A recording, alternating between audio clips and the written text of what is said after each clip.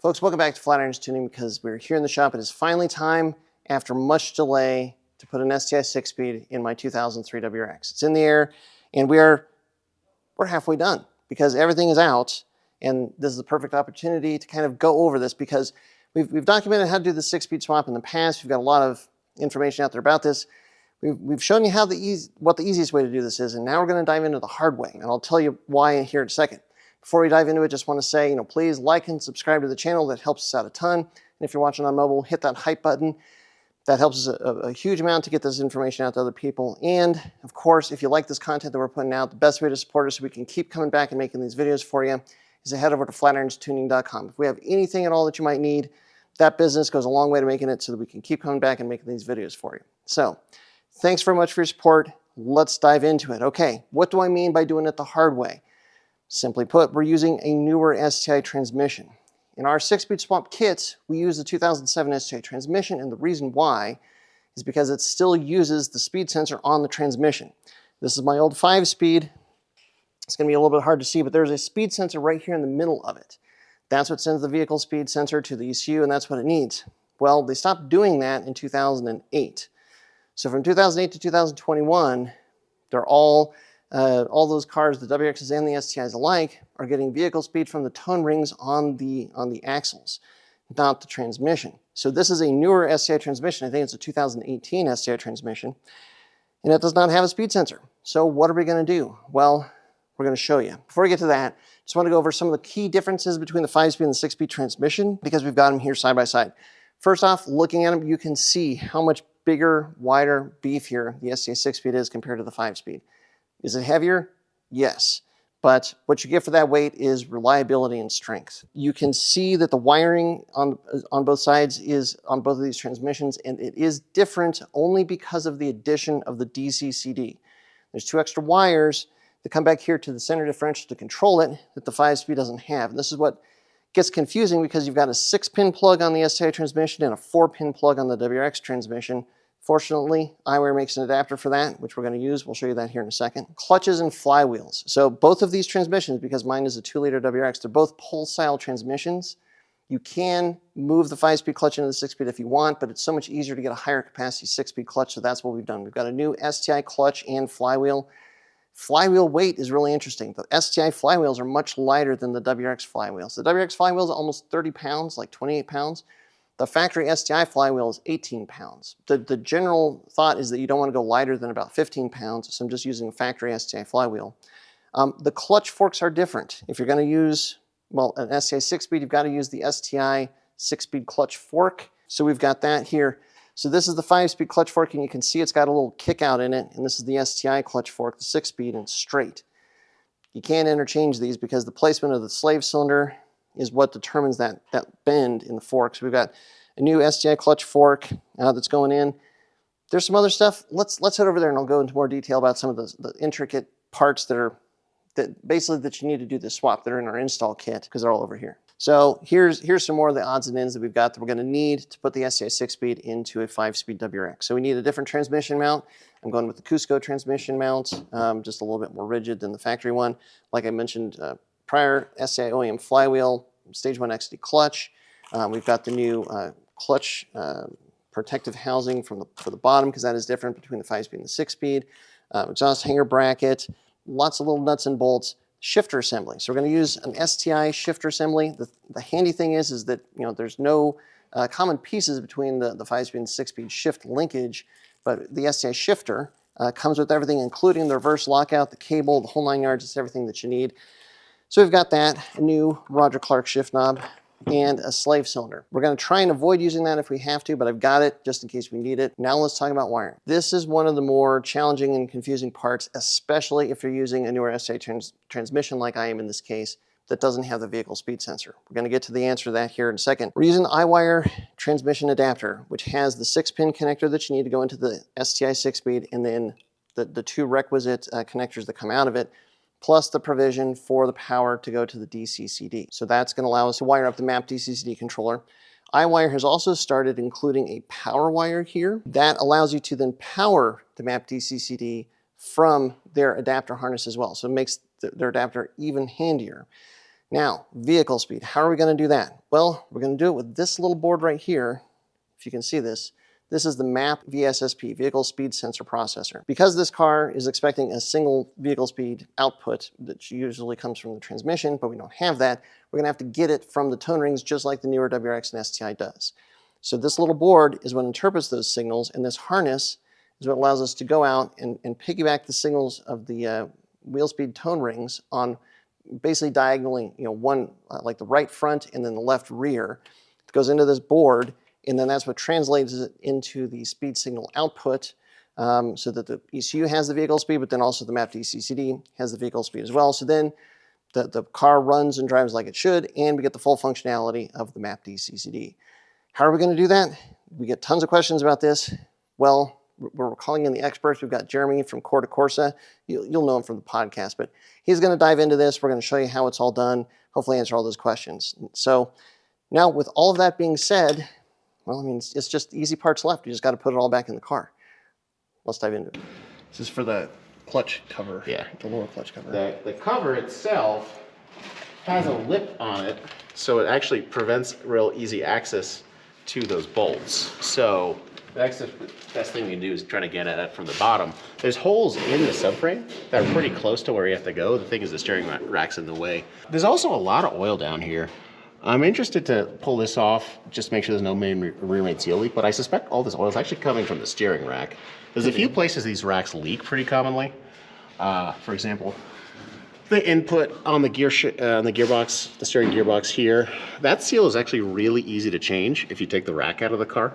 And the fittings here, particularly the high pressure one, which is this lower one, those tend to seep out because there's O-rings. There's actually O-rings in these fittings. The last place that they leak a lot is from this hose across the bottom.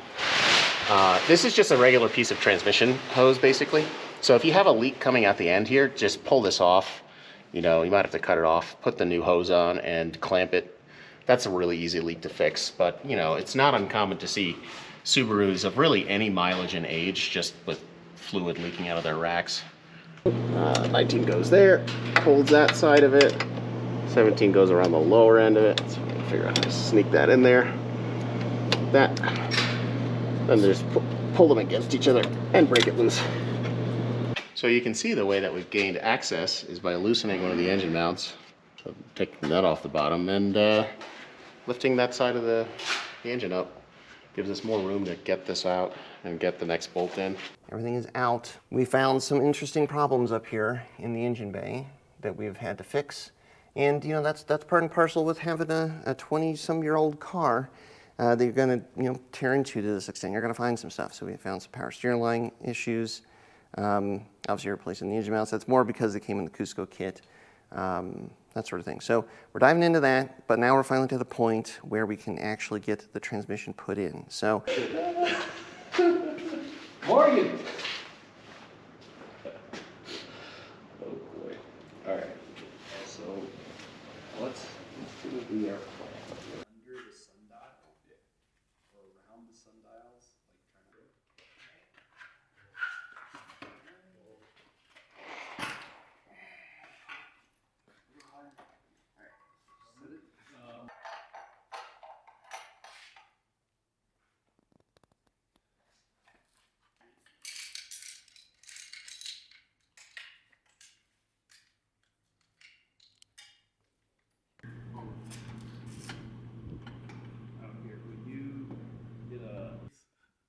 Oh, yeah.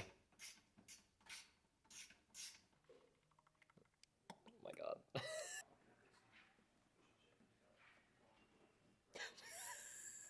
No way.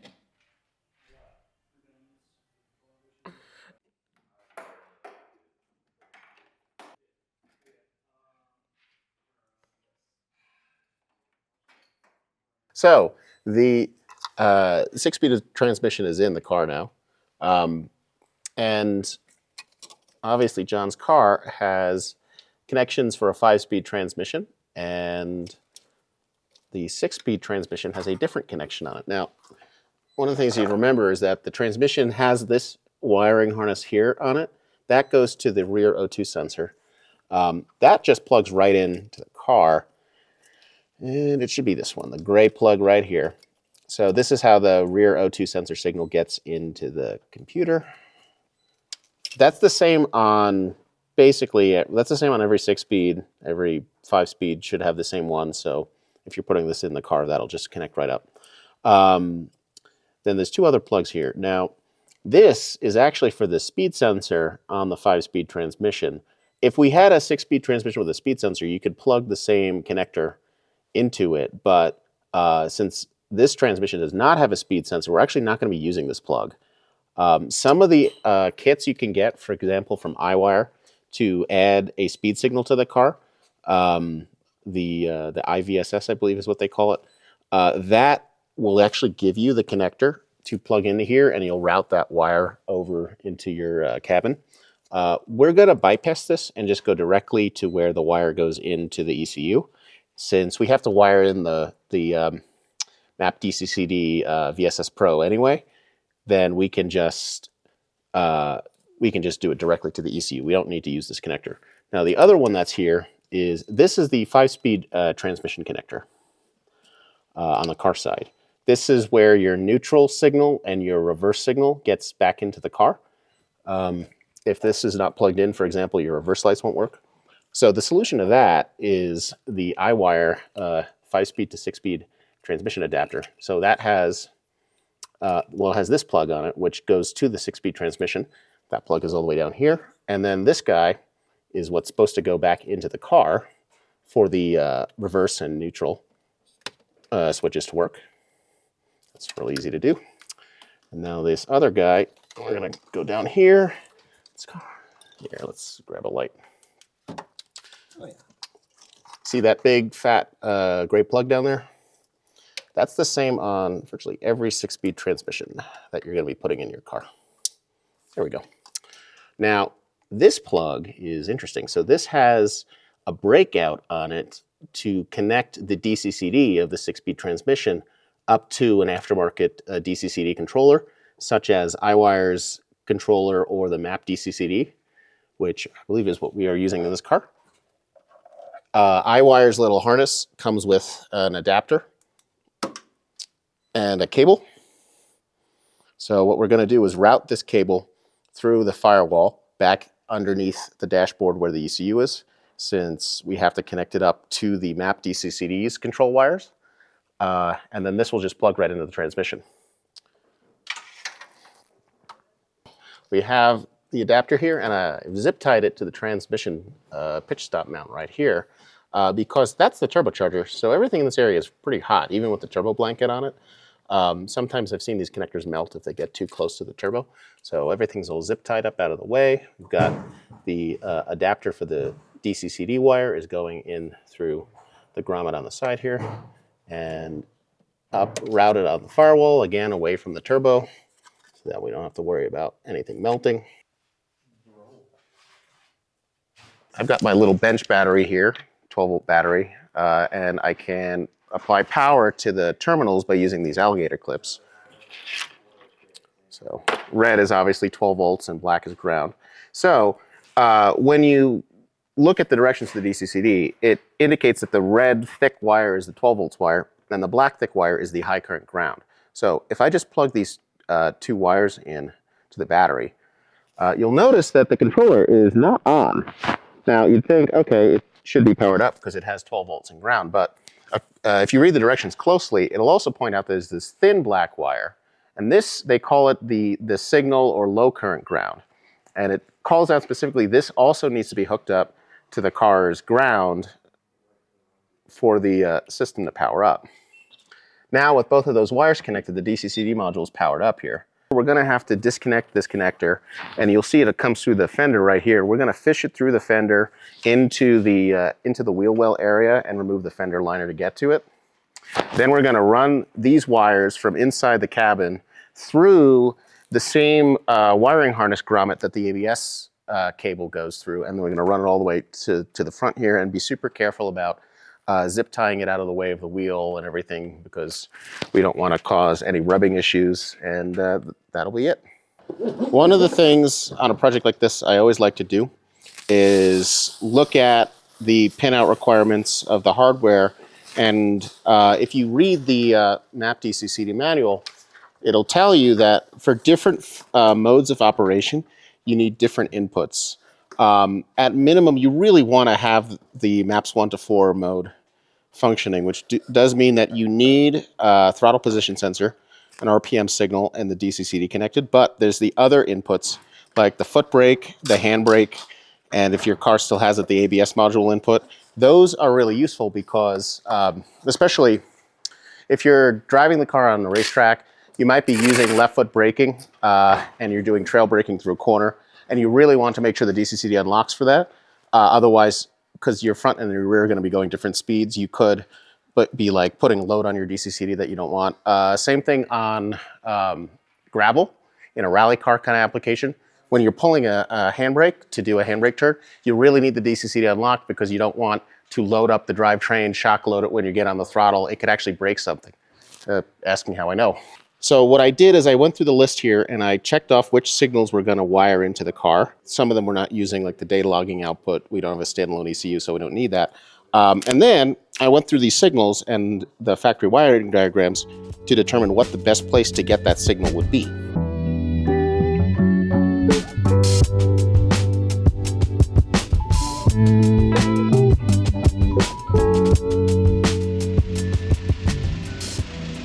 Here we have the connection to the DCCD controller for configuration. I've configured it so that the foot brake activates the input signal for foot brake. The parking brake also is detected. When you turn the car's headlights on, the screen of the DCCD dims because it detects that the headlights are on, so you can dim your internal lights. At the moment, we can also see, if you watch the screen, as I throttle, we got RPM, we see throttle, and the DCCD screen, it's changing the amount of lockup because the default setting it's on MAP 1 right now, and that means that the more throttle you give it, the more it locks up the diff. So finally I'm going to put it in gear now. So with the wheels rotating, if you look way over in the glove box, that little flashing light, that's on the wheel speed processor. That's showing us that it's actually detecting the pulses of the wheel spinning. And if I rev it a little bit,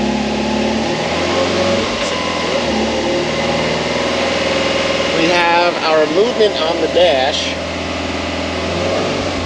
don't know if you guys can see that.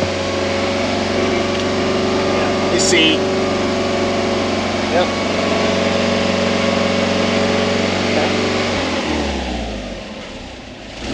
Explain about the ABS light. So when we first started moving the wheels in the air, the ABS light was on, and I had to get all the wheels rolling up to a higher speed to get the ABS light to go out. And that's one thing you'll run into if you're running a car on a lift or with all four wheels in the air, especially newer cars.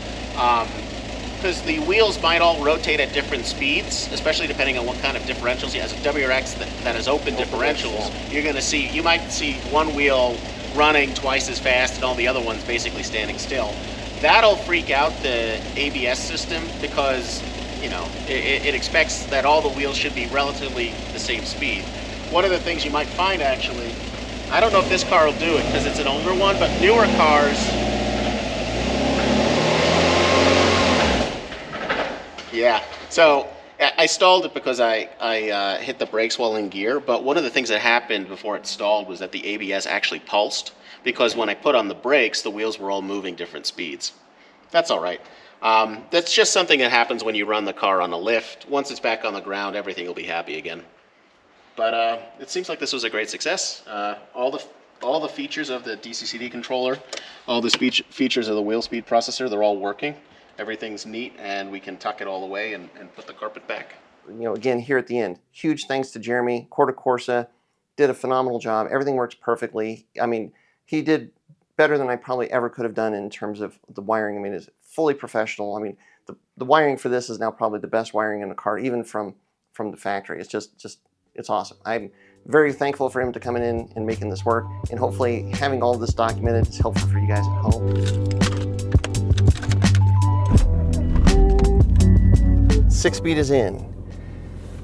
It's not the maiden voyage, but there's a lot here to talk about. Now, first, in terms of just install, everything went smoothly. The thing of the most significance is we were able to move over my slave cylinder, because this being a 2-liter WRX, it's a pull style clutch.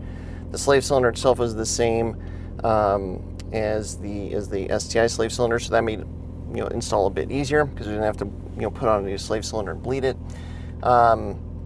But did have to use the 6-speed clutch fork. Cusco motor and transmission mounts. That is what you are hearing now. If anything, that's the big question mark that I have is like, we had them in the race car and the Pikes Peak car, and it's like, well, I like the design, let's put them in. Now I'm realizing this is like one step closer to the race car. And there's a lot more noise and vibration. Once you get moving, it's not too bad, but yeah, something to keep in mind. Now, we're gonna go off and we're gonna do a little bit of driving. What I'm going to do to start here with the MAP DCCD, so if I push one of these two buttons, then that gets to the point where I can now change the mode that we're in. We're going to go to M, which is manual, A is automatic. So now with this thumb wheel, I have manual control over how much lock that there is, and so I'm just going to turn it all the way off. So we have the 6-speed in, but now there's no power being sent to the DCCD. So let's see what that's like. And so for the clutch, it's just the XD 15803, the stage 1 clutch for the STI. Feels very much like my 15802, the stage 1 clutch for the WRX that I had before. I gotta be honest that part of the reason that I kind of put this off for a bit was I did not think putting in the STI transmission would make that much of a difference, because in my 5-speed transmission, I had already rebuilt it once, years ago, but I put in a torque biasing differential up front. Just had the stock viscous center differential, but I kind of had the same differential configuration as the STI 6-speed. So really the only difference between my 5-speed transmission and the 6-speed transmission that I was thinking was, well, I don't have the electronic DCCD, and I don't have the shorter ratios, and I don't have the strength. I wasn't making enough power to require the strength, which is about 350, 375 foot-pounds of torque. I wasn't quite there, and I didn't have the DCCD. So that's kind of where I was at with my expectations. Now, having put this in, and I've been living with this and driving with it for a little while, there's way more of a difference here than I expected, largely down to the DCCD. Okay, so going around a corner, I mean, this kind of feels like the old car. Like the car has grip, it's fine, but like it's just a WRX. It doesn't feel different.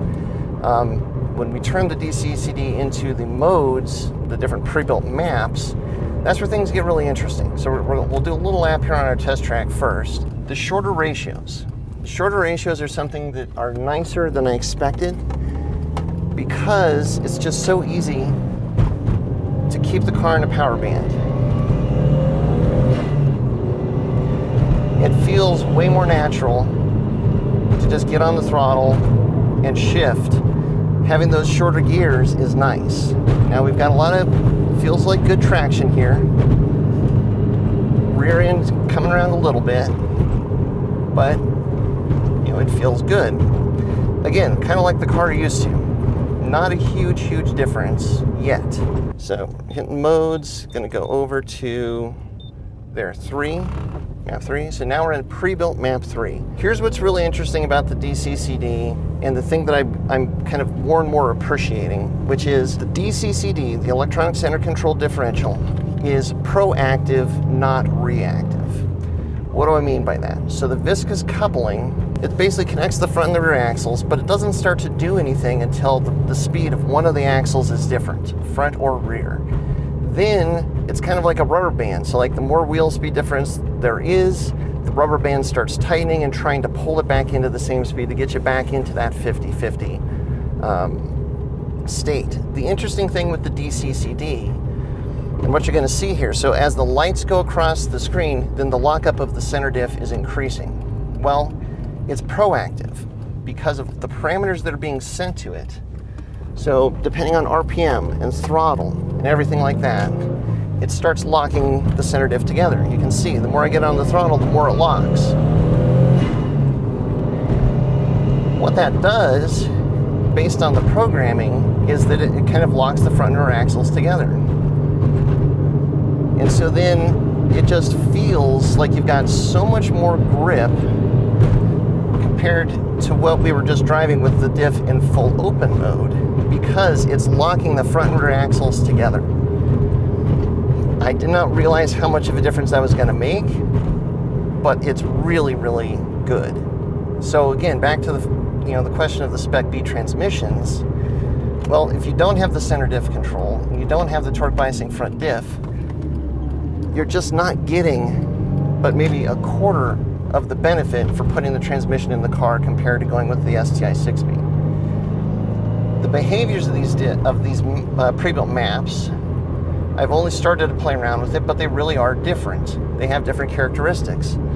So like here, I'm turning in, I'm coming on throttle, but it's just the level of grip is different.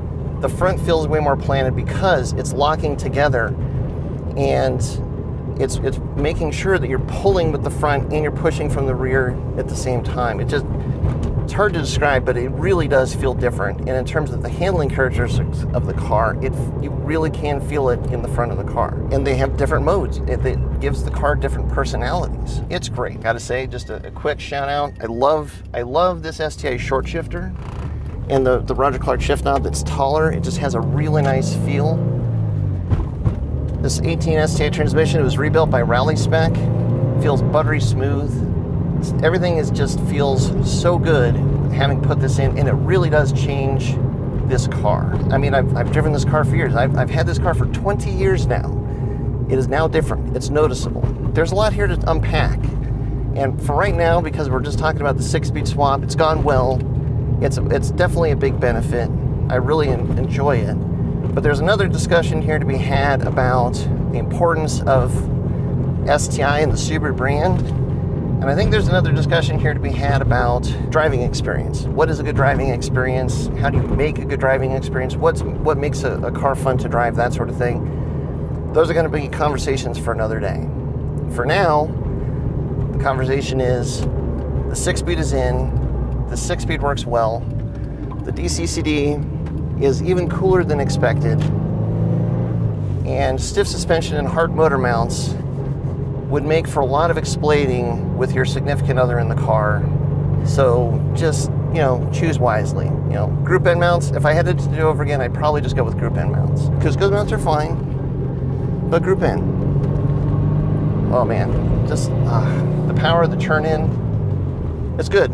I like it. I understand why the STIs are cool. I understand why so many people put STI transmissions in, just like with the VB transmission. Yeah, it's good stuff. On that note, thanks very much for watching. Thanks for your support as always. And until next time, stay tuned for Flatirons Tuning.